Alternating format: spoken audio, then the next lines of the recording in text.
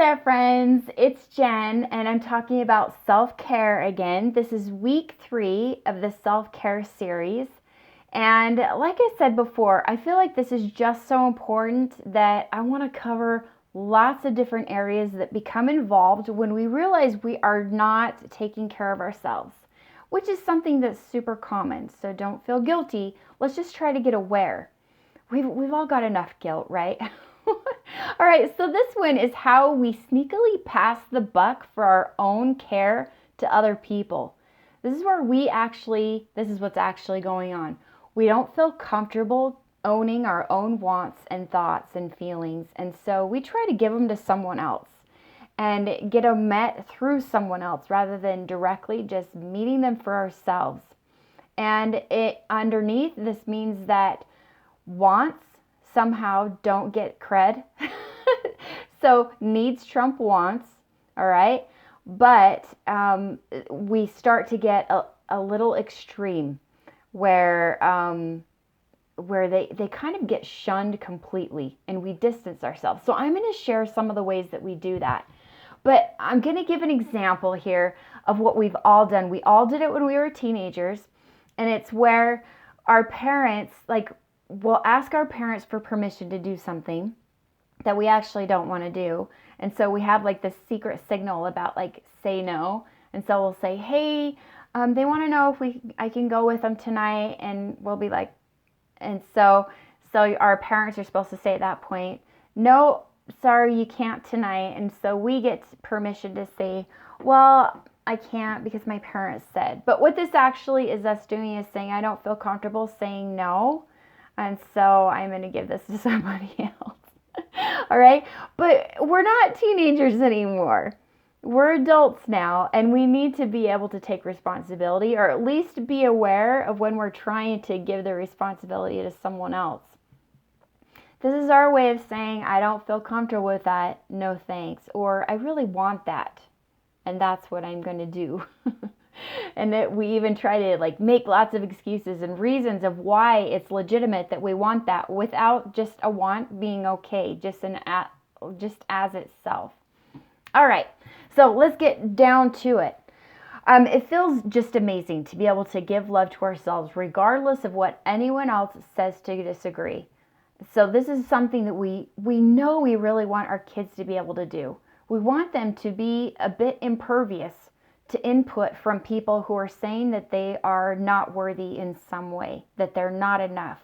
You know, we know about the teachers that will send that message and our kids get them and we're ready to go fight somebody, right? If anyone tells our kid that they're not good enough or not an okay person or bad, right? It feels horrible, but we're doing it to ourselves all the time. We're relying on input from other people to tell us it's okay to take care of ourselves because we're not enough in ourselves to meet those needs. So we need someone else. All right, so we may be struggling just to take a nap when we need it. We may be struggling to say no when we actually want to do something else that we see as filling and good and needed for ourselves. Maybe just get outside, maybe just be alone. But here are some of the situations. We need to be able to love ourselves enough and know that we are okay. Grab that good sense of self to just eat good and healthy food just because we value ourselves that much. Or take time to get outdoors or do that thing that just lights us up. Or tell ourselves we're doing great regardless of the angry teenager that is shouting much different messages. We need to be able to give ourselves the loving glance and the hug after a really hard day. The words of appreciation. This is important, we need to allow the responsibilities and anxieties and struggles that belong to other people.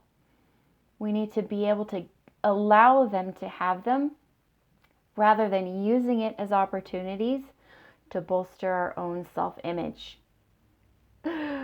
Oh, I'm going to say that again because it's just too important.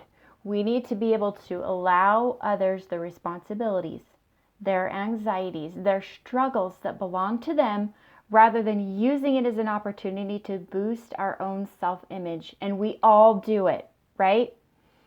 We want to be able to know that we are already worthy to receive joy.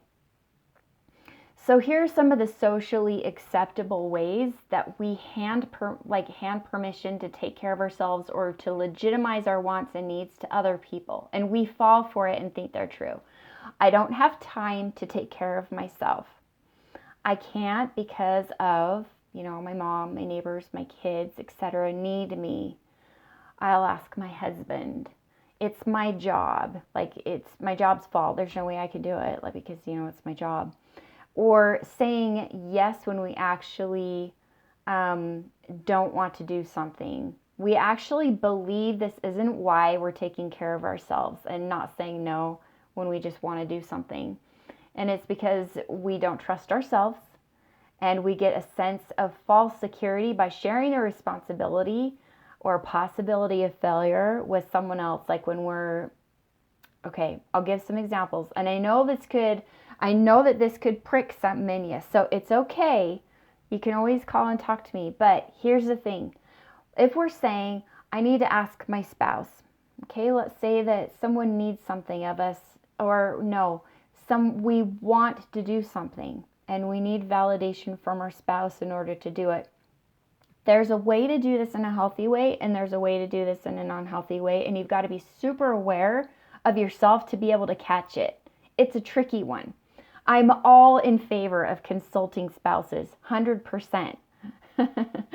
But the difference is that when we are actually asking them so that we won't be solely responsible for what may happen afterwards, or asking them because we don't feel legitimate in giving ourselves permission to meet our own wants and needs, then we've crossed a line, and it's not healthy anymore. All right. My husband, this is really funny. If you really look at it, I'll bet you a lot of husbands are much more supportive of us meeting our own wants and needs than we like to imagine. My husband is thrilled when I go out with my friends and get out and do my own thing.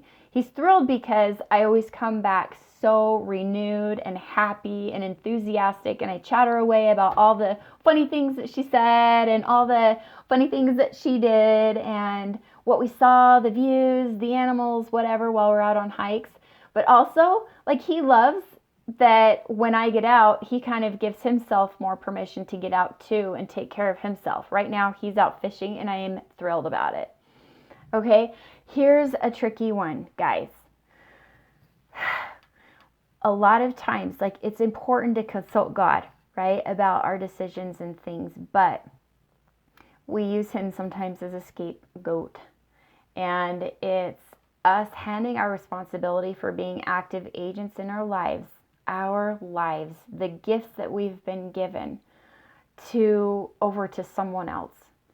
Kind of as if we're playing a game of warmer, cooler, we're trying to guess the actual way that we're supposed to do things, rather than just seeing it as supported agents and actors in our own lives.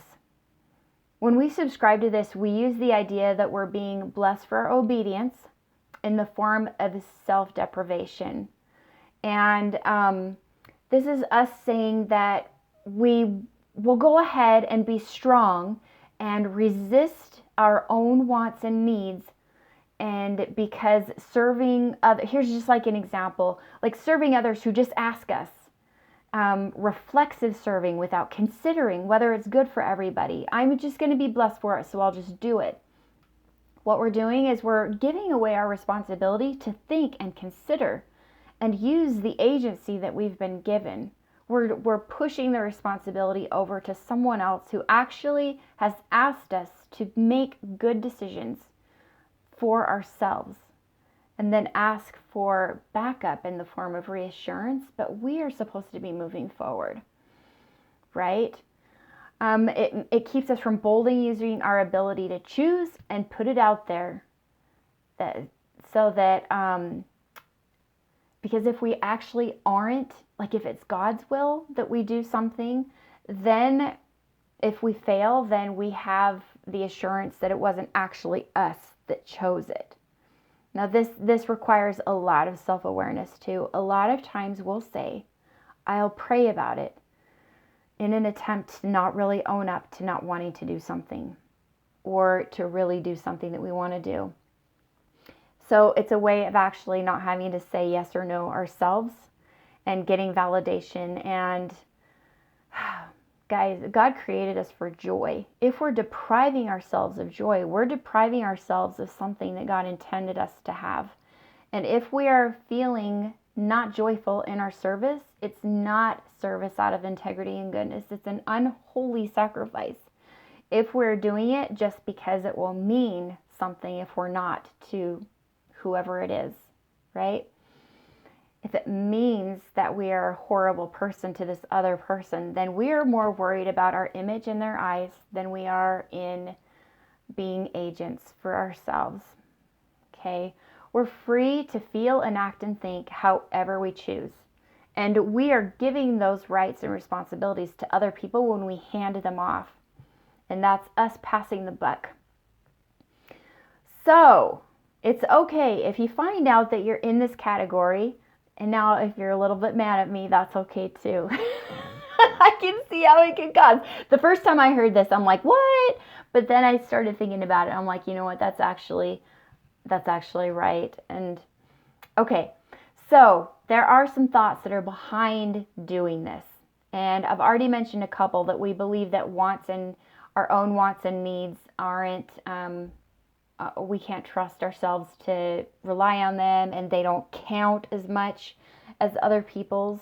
But these are just beliefs, and beliefs are thoughts that we've thought over and over and over until they become subconscious, unconscious, and we aren't challenging them anymore. And so when we are faced with ourselves saying, I don't have time to take care of myself, this is when we have the opportunity to challenge it and say, actually, is that true?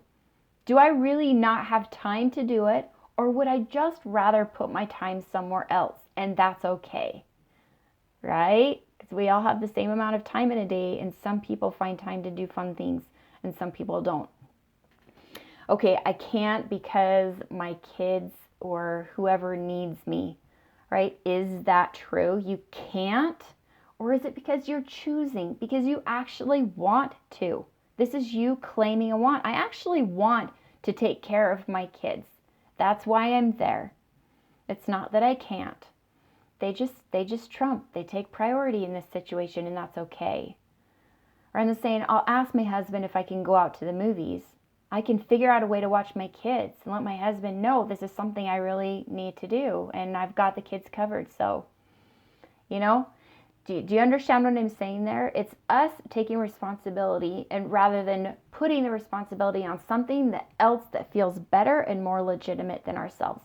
Let's consider ourselves legitimate. Let's teach our kids that they have legitimate wants and needs and thoughts that are important, and they matter just as other people's do, and they don't need permission from someone else to be okay and to take care of themselves. We do this by doing it ourselves. All right. If any of this ticked you off, give me a call. No, I'm kidding. If any of this resonated with you and you want to change some habits or some thoughts, please call me.